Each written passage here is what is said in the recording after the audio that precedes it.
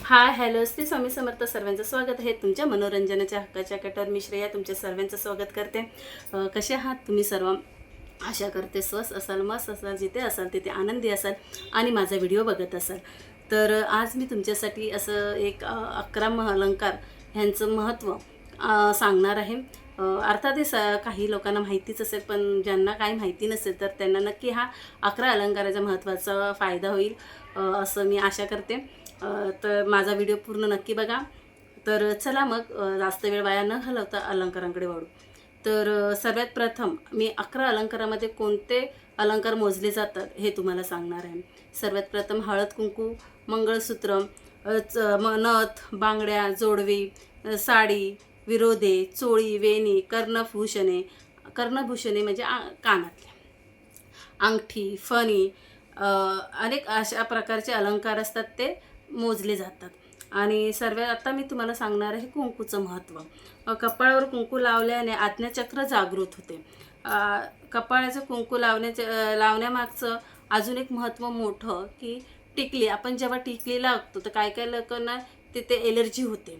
मग ती एलर्जीचे दुष्परिणाम जर आपल्याला घालवायचे असतील तर टिकली न लावता तिथे तुम्ही कुंकू लावू शकता.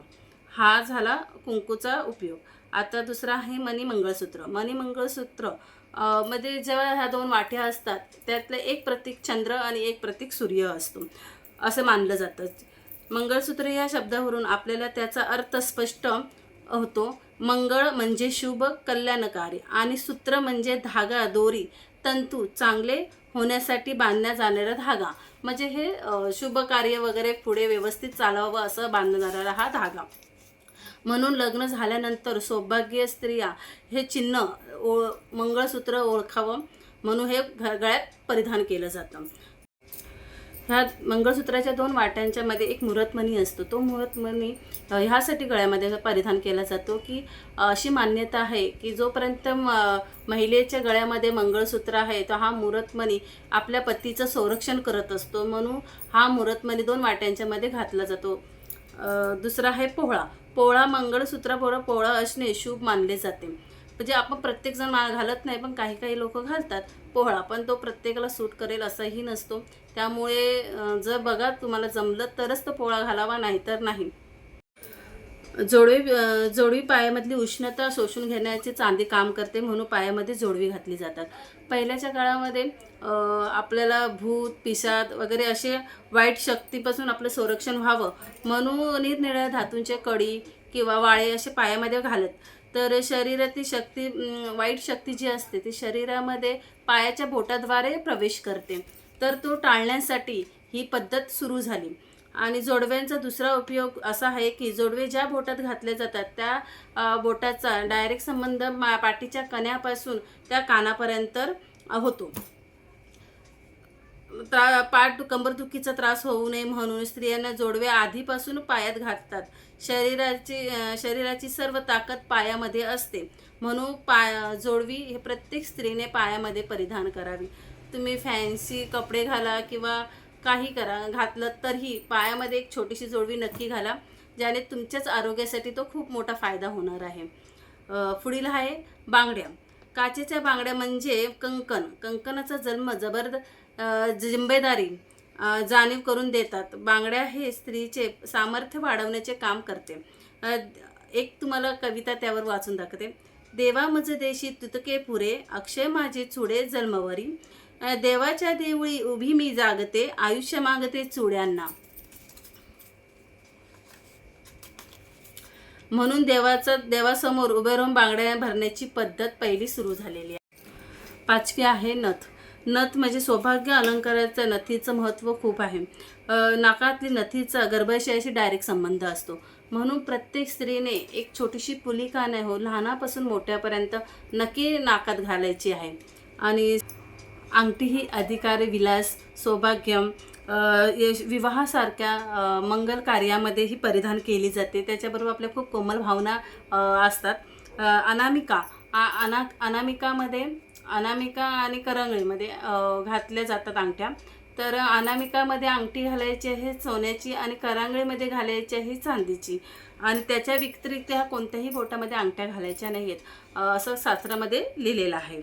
जर तुम्हाला घालायचे असेल तर ते रत्न वगैरे जर तुम्हाला परिधान करायचे असेल तर त्याची पूर्णतः आधी चौकशी करून घ्या. त्यानंतर योग्य पद्धतीचा रत्न, योग्य वेळ धातूचा रत्न तुम्ही परिधान करा. पण त्याआधी त्याची पूर्णतः चौकशी खात्री केल्यानंतर विवाह बेडीच्या प्रत्येक क्षणाला पावला पावलाला आठवण करून देतात ते म्हणजे पैंजण.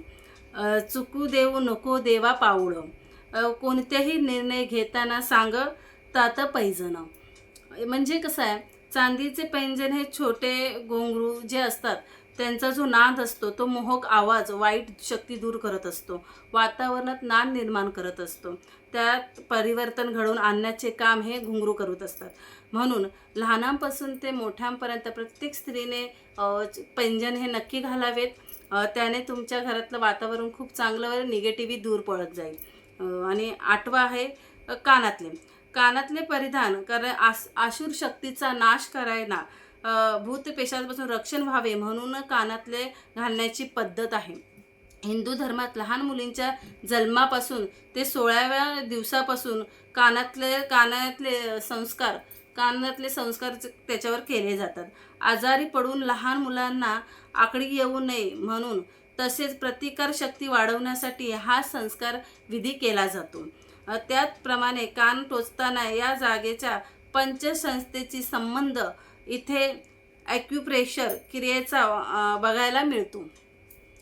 आणि 9वा आहे हिरवी साडी चोळी हा सुद्धा सौभाग्याचा एक महत्त्वपूर्ण अलंकार आहे. हिरवा रंग हा सृष्टीचा, शेतीचा, भरभराटीचा प्रतीक आहे. म्हणून आई भगवतीलाही हिरवा साडी, हिरवी चोळी, खण अशी देण्यात येतो. अशी दृष्टी हिरवे वस्त्र धारण केलेल्या तिच्या पिवळ्या शेतकऱ्याला आनंद होतो. तसेच विवाहात बंधू कन्या ही हिरव्या शालू अगर साडी नेसून स्वतःच्या आयुष्याला सुरुवात करते. 10वा शृंगार आहे वेणी गजरा. तर सर्वात प्रथम सर्वांनाच आपल्याला आवडतो. कोणाला चाफ्याचा आवडतो, कोणाला मोगऱ्याचा आवडतो, कोणाला रातराणीचा आवडतो. असे प्रत्येक वेगवेगळ्या प्रकारचे गजरे वेणी प्रत्येकाला आवडत असतं. पण त्याचं मागचं खरं कारण काय माहिती आहे का, की आपण ते सांगण्यापूर्वी मी तुम्हाला एक कविता वाचून दाखवते. वेणी म्हणे फुलांना गुंफून केला शुखला होय, पण ही शुखला बंद म्हणू नये, ही तर ही प्रीती होय. विश्वासाने तयार झालेला असतो हा गजरा, ही वेणी होय. तर म्हणजे हा गजऱ्याचं किंवा वेणीचं महत्त्व असं नुसतं आपण शृंगार करण्यासाठी नाही, तर तो आपल्याला सांगत असतो. एका वेणीमध्ये किंवा एका गजऱ्यामध्ये 10 म्हणजे अशी अनेक फुलं एकत्र येऊन तो तयार होतो. तसंच प्रत्येक स्त्रीने आपल्याबरोबर आपल्या संसारात सुख दुःख, चांगले वाईट असे दिवस एकत्र करून तो संसाराचा मेळ बसवायचा असतो, असा हा गजरा आपल्याला सांगत असतो. 11वा अलंकार आहे फणी ही 64 कलांमध्ये केशरचना करण्यात महत्त्वाची मानली जाते. 7व्या दशकापासून ते 12व्या दशकापर्यंत सौंदर्य वाढवणारी ही कला मानली जात आहे. दुष्ट नजर लागू नये म्हणून पूर्वीच्या बायका ज्या होत्या ह्या आंबाड्यामध्ये ना फणी वगैरे रोवून ठेवायच्यात, जेणेकरून केसांना नजर वगैरे लागू नये म्हणून. आत्ताचं तर वातावरण आपण बघतोच आहात. तर आणि ते सौभाग्याचं लेणं आहे, हे दुसरे असे संरक्षण प्रतीक असं मानलं जातं. त्याचबरोबर करंडा हळदी कुंकवाचा जो असतो त्यालाही सौभाग्याचं प्रतीक म्हणून प्रत्येक घराघरात तसेच देवीच्या ओटी भरण्यात त्याचं महत्त्व मानलं जात आहे. तर ही होती आजची 11 अलंकाराची माहिती. आशा करते तुम्हाला आवडली असेल तर लाईक करा, शेअर करा, सबस्क्राईब करा. लाईक करायला विसरू नका. मग तर व्हिडिओ बघताना लाईक करायला विसरता, तर सर्वांनी आठवणीने लाईक करा, कमेंट करा छान छान. तुम्हाला अजून कोणत्या प्रकारची व्हिडिओ बघायला आवडतील कमेंटमध्ये लिहून द्या. मी नक्की प्रयत्न करेन की तुमच्यापर्यंत तसे छान छान व्हिडिओ घेऊन येण्याचा. चला मग जिथे असाल तिथे सुरक्षित राहा, आनंदित राहा आणि माझा व्हिडिओ नक्की बघा.